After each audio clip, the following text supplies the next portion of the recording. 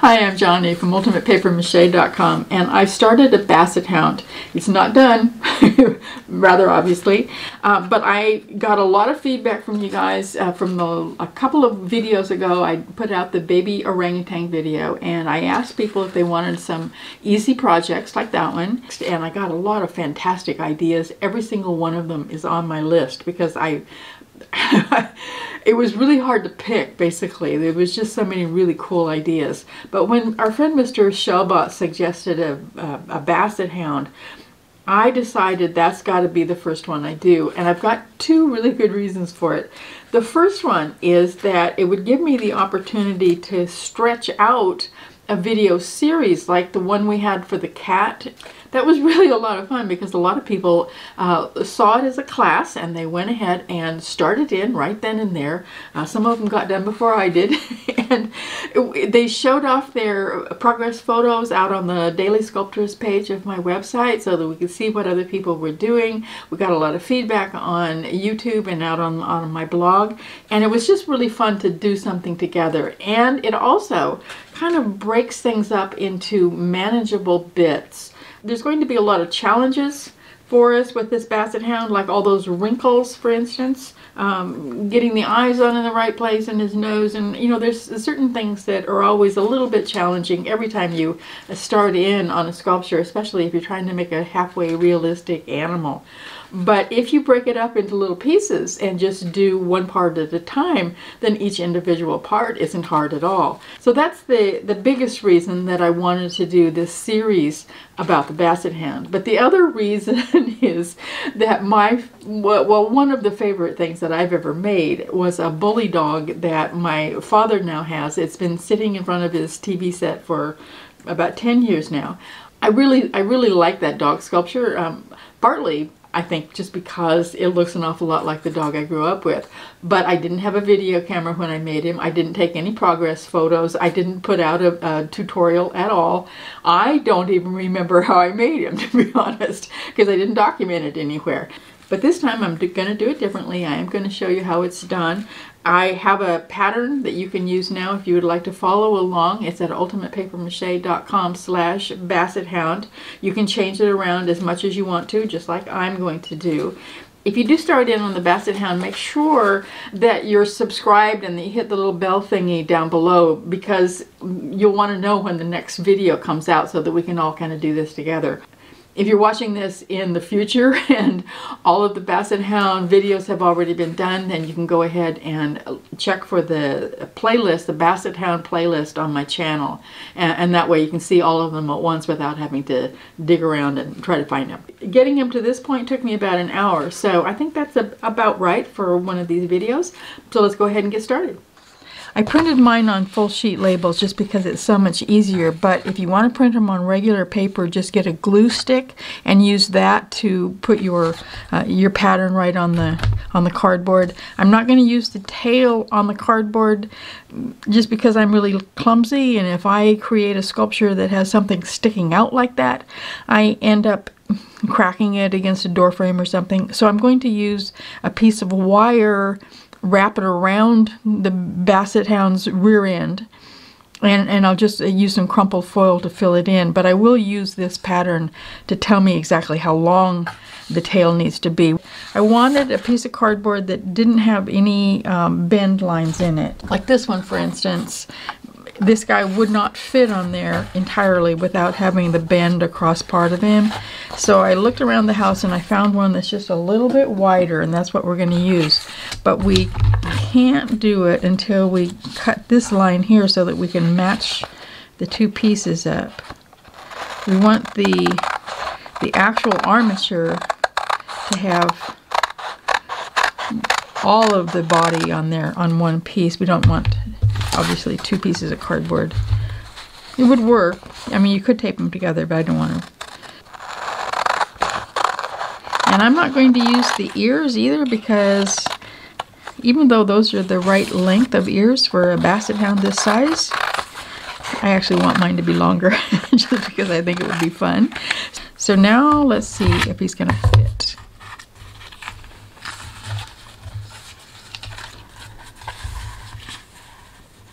Perfect. Okay, I'll do the big one first.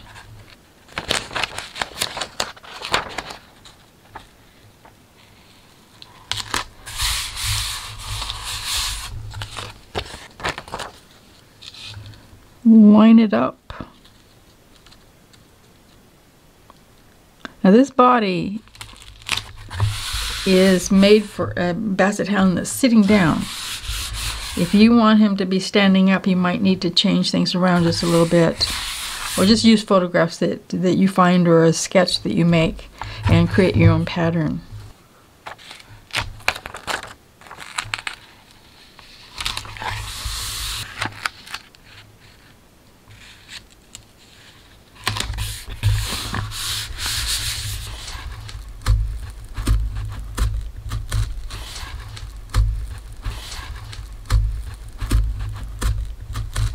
Now I have all the pieces cut out, but before I get too excited about it, I want to figure out exactly where I want to attach those legs. So I pulled out my book, Drawing Animals, and it does happen to have some hound dogs in it. And you can see here where the shoulder is attached, and it also has some really helpful drawings back here. Where are they? That kind of gives us a better idea of how all the pieces fit together when the dog is moving around.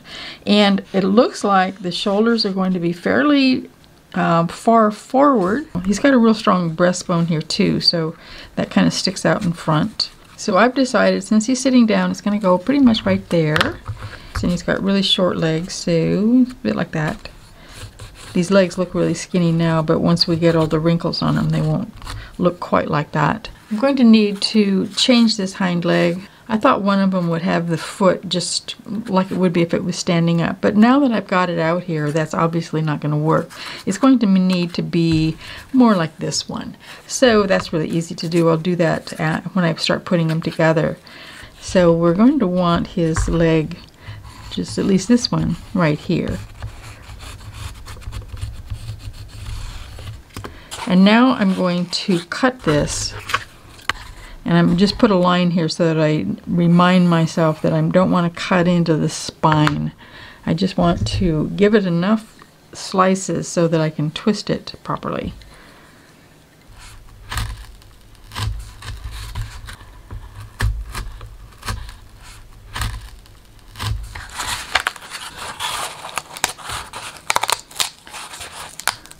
If your Basset Hound is standing up, don't chop him up like this. You don't need to. That'll work. I made some lightly crumpled aluminum foil balls, and I'm going to put them right here on those spots that I drew out on the pattern. I'm using aluminum foil because it makes it really easy to decide after it's already glued on there exactly how far you want the legs to go. When I wrote my book, How to Make Animal Sculptures, I had those patterns all engineered properly so that we knew exactly how wide this spacing needed to be. But on this time, we're just kind of doing it on the fly. So we use the aluminum foil, and it'll just make it a lot easier to change things when we need to.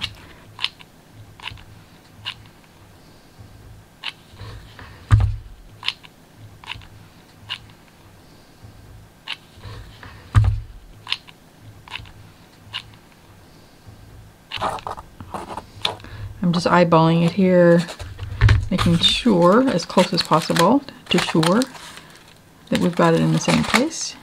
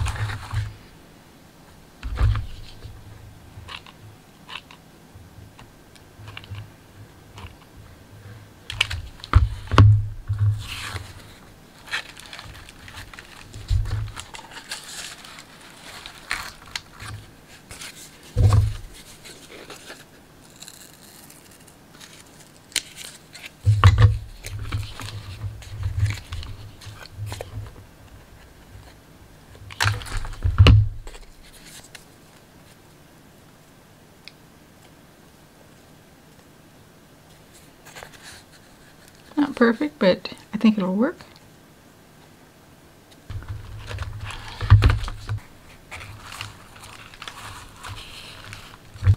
So now we get to do some adjusting.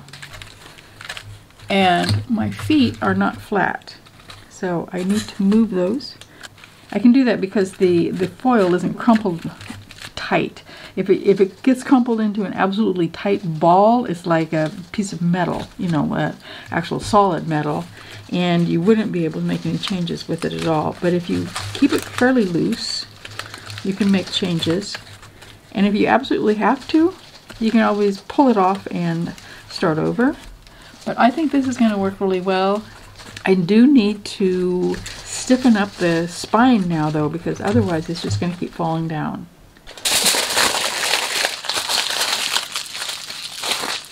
I could do that with the same wire that I'm going to use for his tail, but this is handy, so I'm going to use this instead.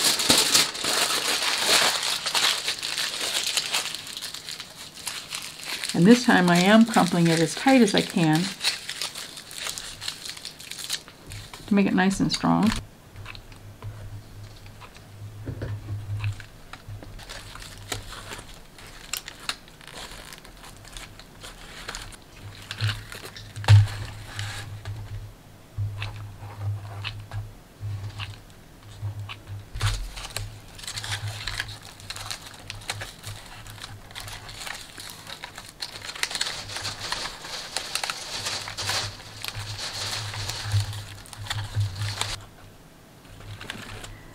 It's looking pretty good. Make a few adjustments.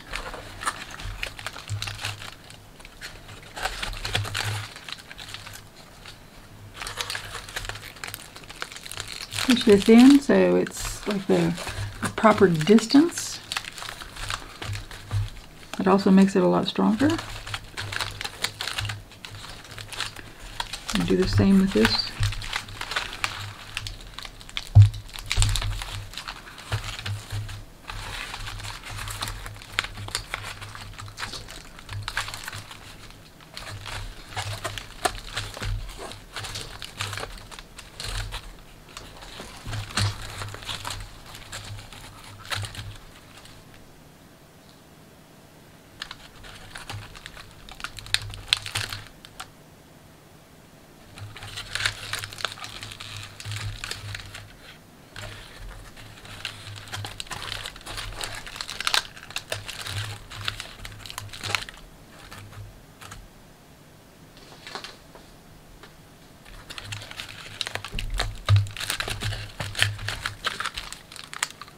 Pushing it forward, it got too far back when I was playing with it.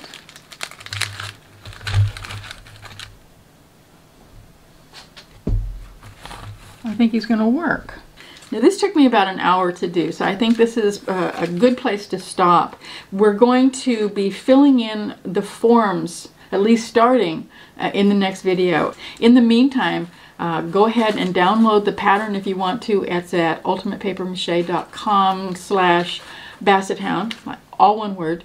If you have any questions at all, go ahead and put them in the comments down below. If you have more ideas for upcoming projects so that I can add them to my list, go ahead and put those down below too. And if you would like to share your progress photos, please do that on ultimatepapermache.com's daily sculptors page. There's a link to it at the top of every page of the site, so a lot of people go there every single day. It's really easy now to upload your photos, so feel free to do that.